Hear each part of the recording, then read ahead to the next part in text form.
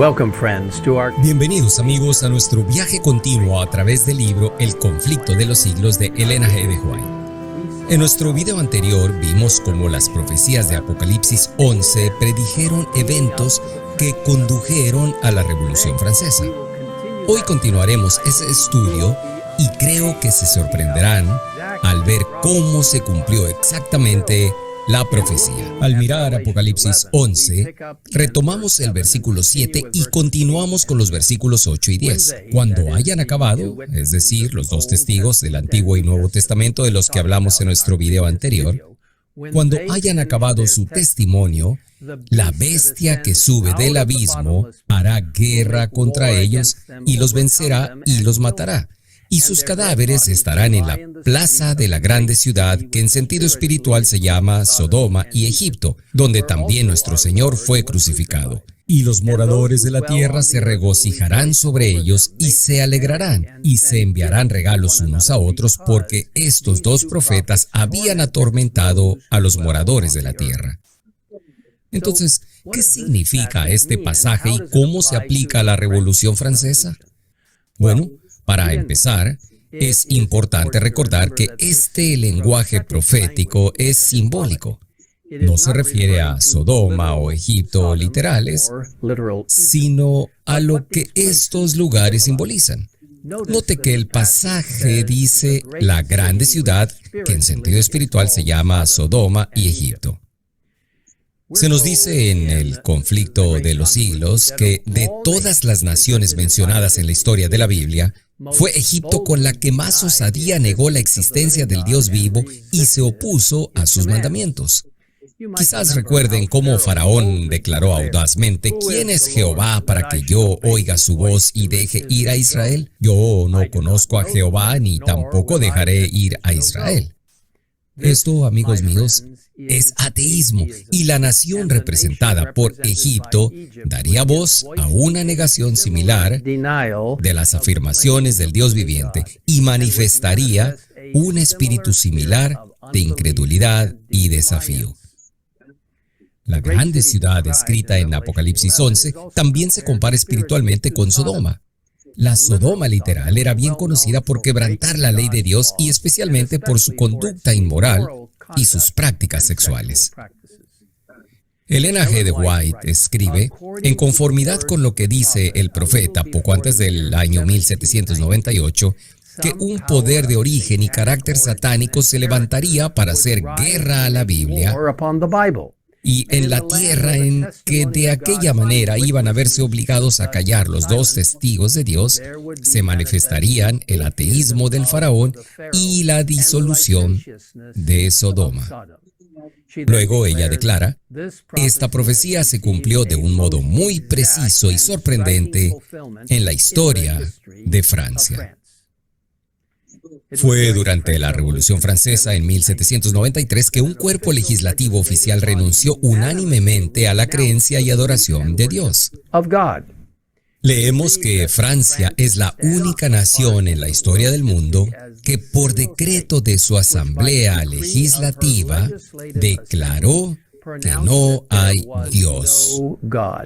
Cosa que regocijó a todos los habitantes de la capital y entre una gran mayoría de otros pueblos cantaron y aceptaron el manifiesto.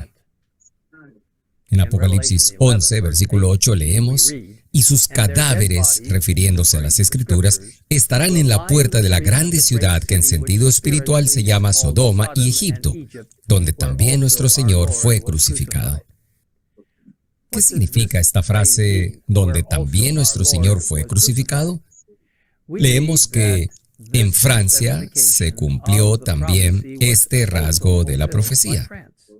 En ningún otro país se había desarrollado tanto el espíritu de enemistad contra Cristo. En la persecución con que Francia afligió a los que profesaban el Evangelio, crucificó también a Cristo en la persona de sus discípulos. Durante siglos, la sangre de los mártires se derramó en Francia. Los valdenses, los albigenses y los valientes hugonotes Todos intentaron llevar la luz del Evangelio a su país, pero fueron considerados como fuera de la ley y se les cazaba como a fieras. La persecución de los protestantes en Francia culminó bajo Luis XIV, un católico devoto que era conocido como el Rey Sol.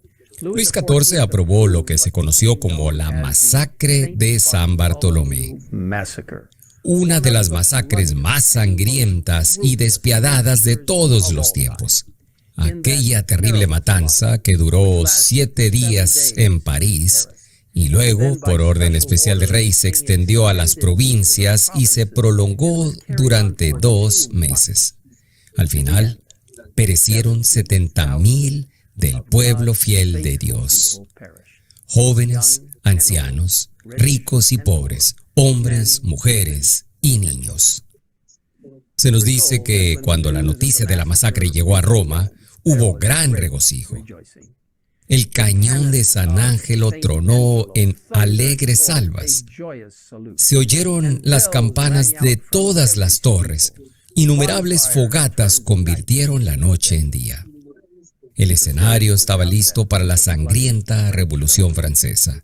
La Biblia nos dice en Gálatas 6, versículo 7, «No os engañéis, Dios no puede ser burlado. Todo lo que el hombre sembrare, eso también segará».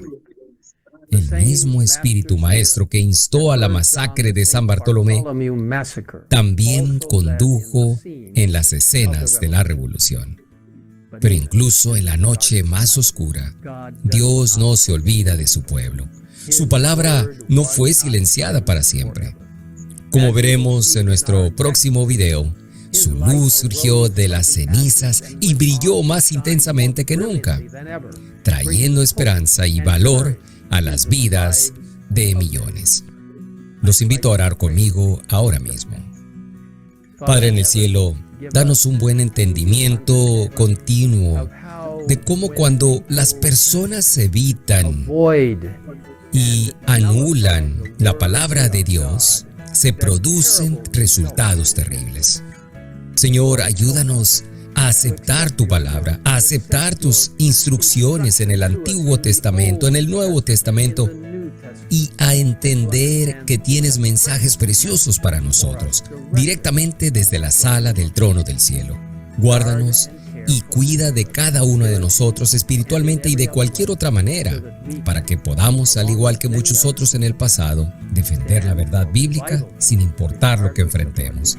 Gracias por escucharnos. En el nombre de Jesús lo pedimos. Amén.